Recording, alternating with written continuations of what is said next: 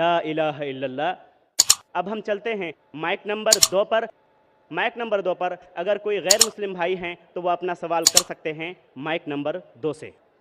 میرا نام سکانت چندر ہے، میں مرشید آباد ضلع کا بیلڈنگا سے آیا ہوں۔ میرا سوال ہے اسلام اور راجنیتی میں کیا فرق ہے، مجھے یہ جاننا ہے۔ ویسے میں جاننا چاہتا ہوں کدھر کھڑے، اتنا بڑا سیلاب ہے انسانوں کا، پورا سمندر ہے، سیکنڈ مائکروفون کدھر ہے؟ ماشاءاللہ ادھر سیکنڈ مائکروفون، جی ہاں سیکنڈ مائکروفون ادھر ہے نا؟ ہاں جی ہاں۔ بھائی صاحب کا سوال ہے کہ وہ جاننا چاہتے اسلام اور راجنیتی میں فرق کیا ہے۔ اسلام آتا ہے لفظ سلام سے، جس کا معنی امن، اور کوئی بھی انسان اگر اپنی زندگی اللہ سبحانہ و تعالیٰ کے احکامات کے مطابق بسر کرتا ہے اسے کہتے ہیں مسلم۔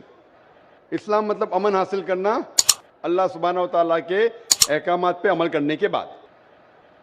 راجنیتی ہے جسے کہتے ہیں انگریزی میں پالیٹکس۔ پالیٹکس سے کس طریقے سے راج کو چلانا، راجنیتی کس طریقے سے راج کو چلانا، کس طریقے سے ملک کو چلانا، دیش کو چلانا۔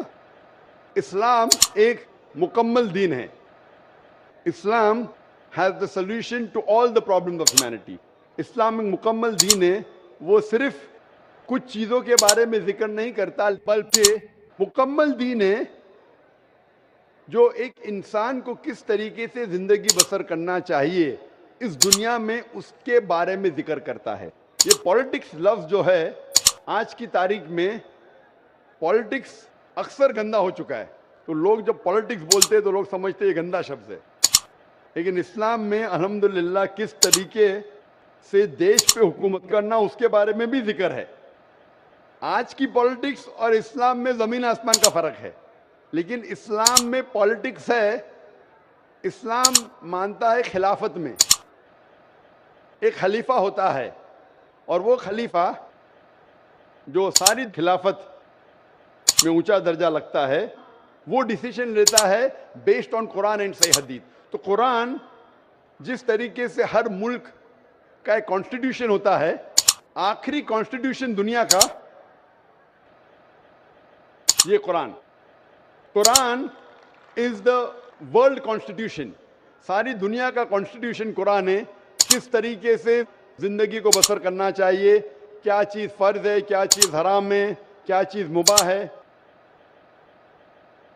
اس میں ساری ڈیٹیل ہے۔ اور اس کی جو تشریح ہے یا تفسیر آپ بولیں گے وہ ہے صحیح حدیث، اللہ کے رسول کی صحیح حدیث، جو اللہ کے رسول نے کہا، جو صحیح حدیث ہے۔ یہ دونوں کو لے کے اگر آپ ملک یا دنیا کو چلائیں گے تو یہ اسلام کے مطابق چلیں گا اور ہمیشہ انشاءاللہ دنیا میں امن رہے گا۔ افسوس کی بات ہے کہ آج دنیا میں ایک بھی ملک نہیں ہے جو میں کہہ سکتا ہوں کہ 100% قرآن اور صحیح حدیث پہ چل رہا ہے۔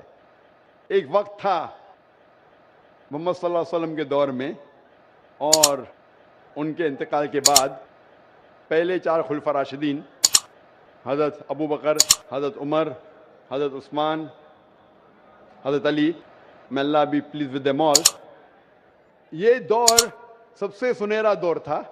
اور صحیح راجنیتی آپ جاننا چاہتے تو ان کو دیکھیے، ان کے دور کو دیکھیے، اللہ کے رسول اور پہلے 4 خلفاء راشدین کے دور، ان میں آپ کو سب سے بہترین مثال ملیں گی کس طریقے سے حکومت کرنا چاہیے۔ یہ سب سے اچھی مثال ہے۔ افسوس کی بات ہے کہ ہم مسلمان قرآن اور صحیح حدیث سے دور ہو گئے، اسی لیے ہم پیچھے ہو گئے۔ انشاءاللہ مسلمان جب قرآن اور صحیح حدیث کے قریب آئیں گے تو انشاءاللہ پھر سے اونچائی پہ آئیں گے۔ Hope that answers the question۔